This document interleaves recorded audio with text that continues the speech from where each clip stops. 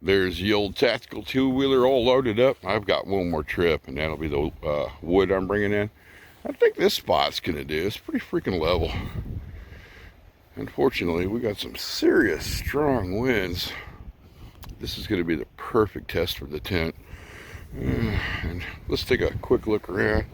Got several people over there, several people here, and there's some more people over there. And I think that's the main fire pit right down yonder. Right there. Well, listen to that wind. Yeah, I think I'm gonna go right here.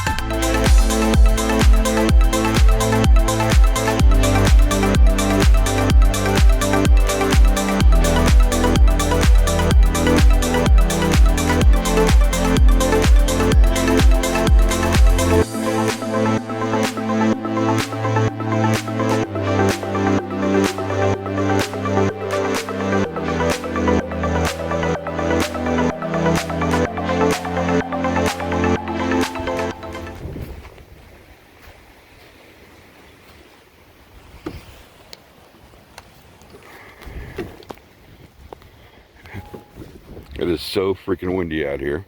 It keeps blowing the camera over.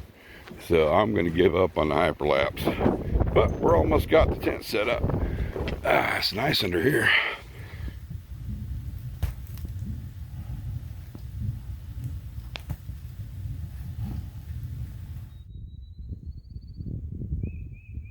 Oh yes, the sounds of the morning.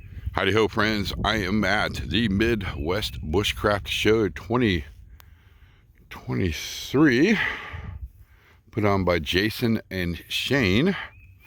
Gotta pardon me, I just woke up a couple minutes ago and I wanted to start filming before the wind came up again. Yesterday I really honestly tried to film the event and setting up of my camp and all that good stuff. But it was so windy, it just kept knocking over the camera. The audio was terrible. Finally, I gave up. But I want to get a little something out there. So most everybody is left because it just got so cold last night. The high yesterday was in the 50s. The low last night was 26 degrees. You know it's cold when your lighter quits working. We had wind gusts for anywhere from 20 to 35 miles an hour. A couple people lost their tent that were over there. I might have some video footage of it. The wind just destroyed it. And there's only a couple of us left now. I think Shane and his family are here and a couple other gentlemen down there. Oh, there's one of them floating around. Let's take a look at my setup real quick before the wind hits us hard. All right, this is my wood stash right here. And I had wood there. Now, if you look at the tie out on this tent, this is the one that Tim made for me. And it's made for high winds and it worked perfectly. So if you look, here's all our tie outs. This is tied out away from the stove. The flap I had to tie out because it just kept hitting the stove at night when the wind was blowing on it. And instead of a single guideline, I went with a V shape, which is a lot stronger. And of course we've got the stove cap tied out because the wind was just blowing it everywhere and that just kept it good and straight. I didn't have to worry about it. We've come around to the back. This is my stash area. Extra kindling, a bucket I stole from Jessica. I'm in trouble when I get home, trust me. And then I staked down the back half of the tent so the wind wouldn't lift it up. Then we're tied out here in the back because the wind was hitting it really hard. These tent stakes right here, and I'll show you after I tear the tent down, there's the ones I made. And all these stakes right here are ones I liberated from a homeless camp. And we got this whole section tied out and we're blocked by a tripod. Okay, let's go around to the front. Oh yeah, and I put orange tape on there so I wouldn't run into it. And then last night I put one of my wood crates upside down just in case. Nothing like tripping over your own guidelines. Now, of course, the front is all tied out. These are from my other Baker tent. Basically a conduit, and I welded some round stock in there. Great freaking tent poles. Let's go inside. Oh, where it's nice and warm. Let's start with the sleeping system.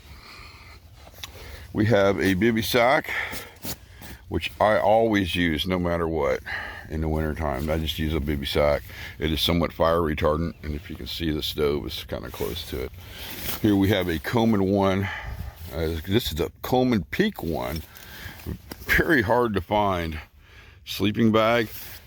It goes down to negative 15 degrees. So if the stove didn't work out for me last night, I would have been fine. We'll go down here to the next layer. This is my emergency backup situation in case I got cold. We have like a bivy sack for the wool blanket, which is right here. And inside the wool blanket, if I can get this popped open with one hand. Hey, I'm starting to wake up. Go me. And I haven't even had my morning hot chocolate yet. Okay. Come on. Inside the wool blanket, we have the fleece blanket. And I use this in the spring on early fall. It stays warm. Underneath of it, we have another layer. This is a Coleman air mattress that Jessica got for me on sale. I like it because it's got these sides on here and it keeps me from rolling away. And then of course the trusty thermal rest. And we got a good ground barrier and I stayed warm, trust me. Then of course we got the tarp here on the back side. I lifted the tarp up, put it all along the back so the wind wouldn't come in. We've got our cooler with water that's probably frozen. Yeah, I brought a fire extinguisher. No, I did not bring a CO detector. You didn't need one. I had most of the flaps open all night for air ventilation. Smoke detector would have been nice. My hammock lights right here. Taped them to the poles. And yes, these are the poles that I found at the river. They go with the tent now. I'm not going to get rid of them. I like them. Okay, where were we? Say that the past 3 times. Trash over here. There we go. The food box. This is like a, what do you want to call that? A luxury item. If I was camping in the woods and this came in by tactical 2-wheeler, the only things that would come with me would be this bag, which is my pack. The second bag in the back would have the tent, sleeping bag, and all that in it. And H2O pouch and water in my water bag. But this is a luxury item. Here's stuff to clean up with. This is more cleanup stuff. And then basically we have, oh, I got to show you this stuff this in a minute. Hang on a second. Then we have all my food items. A lot of Mountain House products. Oh, I'm going to try that here in a minute. I'll let you know how that goes. And just a bunch of food items. Theoretically, I could stay out here for a week plus. But if I did, I probably wouldn't be able to go home again. Okay, last night we did campfire stories. I told the story of the black wolf, and heads up, Shane did shoot a lot of footage of the event. I'm going to put a link down in the description box of his channel so you can check it out. Okay, let's see. I got one more item to grab. This little guy right here. Okay, so last night we told campfire stories, and I've got 3rd place for my story, and I told the story of the black wolf, and I won titanium tent stakes. I cannot see how many are in there.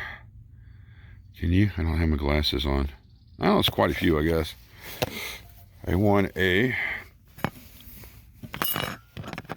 titanium spork made by, can't read it, and a titanium bowl, which is pretty freaking cool. So those are the 3 items I won. All right, next on the agenda, is we need to get that heated up. And I need to clean up my mess. And we're going to start tearing this down. And I'll bring you back for breakfast. I think you're going to enjoy what I'm going to have. Okay, this is the biscuits and gravy I got from Peak, and they were $13, freaking hell of expensive, but I'm going to try these out. The thing that caught my eye is they're 34 grams of protein, and Mountain House is only 11 grams of protein, which is not very much.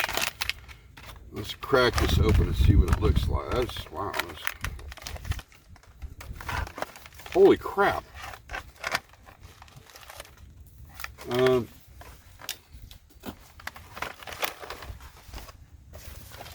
a whole freaking biscuit in there.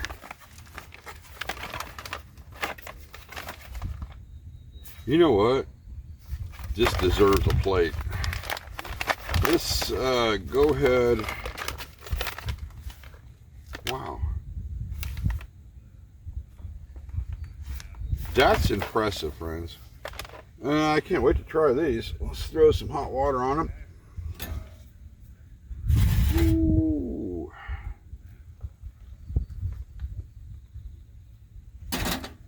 Yeah, I'm going to get a plate out for this one.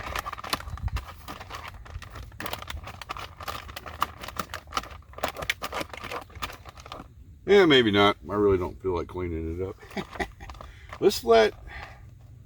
I can't believe there's a whole biscuit in there. Let's give this a minute to rehydrate and see what it tastes like. Already good. I think we're ready to give it a try. Let's take a look.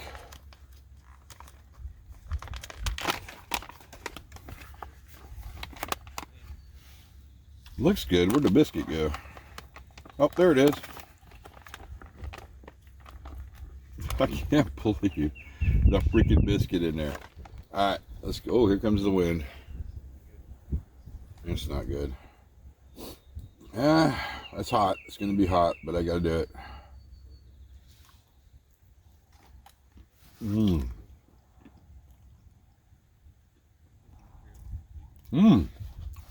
That is really good. That really, they could use some pepper, but I like it. Yeah, that's some definitely good biscuit and gravy right there, friends. I think it's worth the money.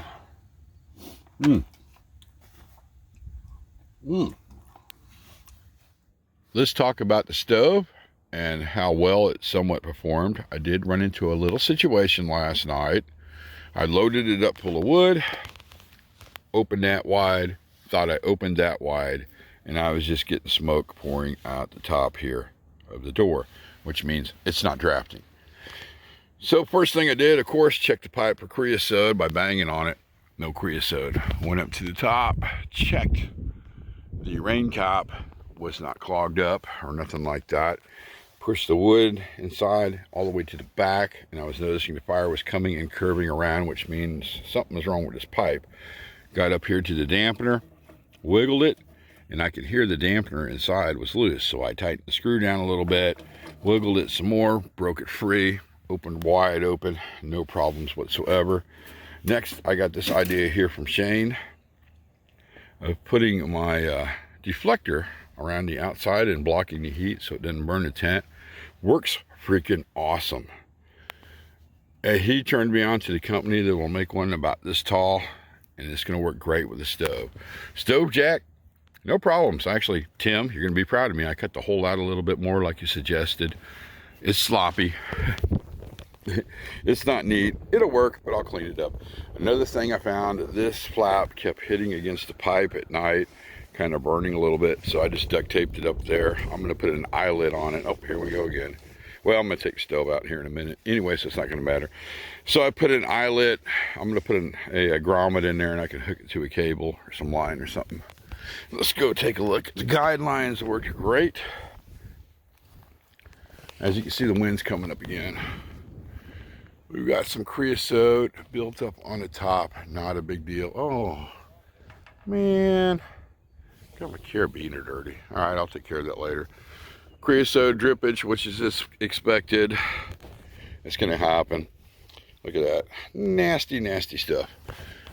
Next, how much wood did I burn? I brought with me 3 crates. The 2 orange, the 1 black over there. Let me get out of the sun. 1.5 crates a day. That was it. I've got enough for another day, or 1.5 crates a day at night, which would be 24 hours basically. I've got enough left over. I can do another day, a night, another 24 hours. That's not a lot of wood, friends. Basically what I did is every time I got up to go pee, which was 3 times, or 3.5, one was a false alarm, I load the stove down, all the wood I can get in, open it wide open, let it catch. Once the pipe started glowing red, choked it back,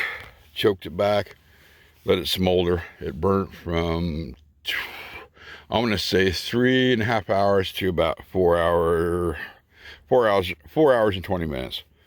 Freaking perfect, kept the tent so warm. You would not believe how warm it kept the tent. Next on my list is we need to remove the stove.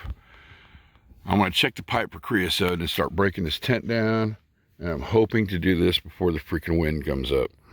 Let's take a look-see at the stove and see how she did after about 2 days of heavy usage. First of all, there was no warping of the metal grate. This piece here that everybody said that would warp, never did. I still think it's useless. I should weld that on there. I don't know. We'll see how that works out. Glass, good. No cracking. Yeah, rain cap. Oh, extreme amount of creosote. Not a big deal. I can burn that off. Here's the piece that failed. This is the dampener. I don't know. Yeah, you can't see it. There we go. You see that little screw there that attaches? I'm pretty sure that's what failed. No problem. Easy fix. Tack weld. Creosote. Yeah, typical. Pipe buildup. A little bit. Easy clean out with a brush, or you can burn it off. Quick tip. This pipe and this pipe got stuck together. You can see why, how much creosote is. Once that dries, it's like concrete. You can't pull it apart. You can try, but it's not going to happen. Take that pipe and this pipe, put them over your campfire until they start to smoke. With your gloves, grab one side, grab the other side, twist. It'll come right out. There's the twist marks. I want to show you the tent stakes I use. Fun fact, all these right here, I liberated from homeless camps I cleaned up. These I made myself. They're basically a landscaping nail with a fender washer welded on the top. Those are freaking awesome. This I used to tie out on the side from where the stove is so the tent wouldn't touch. Those go to the Lovu. There's the poles, and we come over here. Here is the tent, and I'm going to leave the cordage wrapped on it, and we're going to go pack this little guy up and start loading out. I almost forgot about these. They're from Honey's Kitchen, or My Honey's Kitchen. These are freeze-dried meals with all natural ingredients. I picked up 4 packs. This is the pepper jack and ham scramble, chicken and Cajun sauce, chili. Got another chili because it was so good they had samplers at the table, and this is not sponsored. This is all their web information, and they are local here to us in the Midwest. Here's their card, and I'll be trying these out at a future date, and I'll let you know how they taste. Let's check the area and see if I left any trash. I really don't see anything. Wood chips, remnants of ash. Oh, this, I left that. That's gotta go. That's part of the stove. There's another piece right there of the stove jack I cut last night. I don't see anything else. The ash will dissipate when it rains, and that'll biodegrade. Okay, let's go say goodbye to everybody. All right, I'm getting ready to take off, but we're going to say goodbye to Shane. Thanks for having us out and all the gifts and stuff. Where's Jason at? Jason took off because Jason had to go do a family lunch. Oh, okay. Dinner, so. Well, we'll be back again next year. Oh, heck yeah, man. I look forward And it's going to be bigger and better. Oh, bigger and better always. Maybe a 2 or 3 day event. We'll push that one. I'm trying. There's a gentleman right over here, and you are? Chris. Chris. And you're the YouTube? I'm the YouTube guy, yeah. BarnYard Outdoors. Okay. Check him out, and I'll check him out when I get home. This gentleman over here, the troublemaker. Nice to meet you, Bob. Definitely, brother. See you guys later. Have a safe trip. We'll see you at the next one. Yes, sir.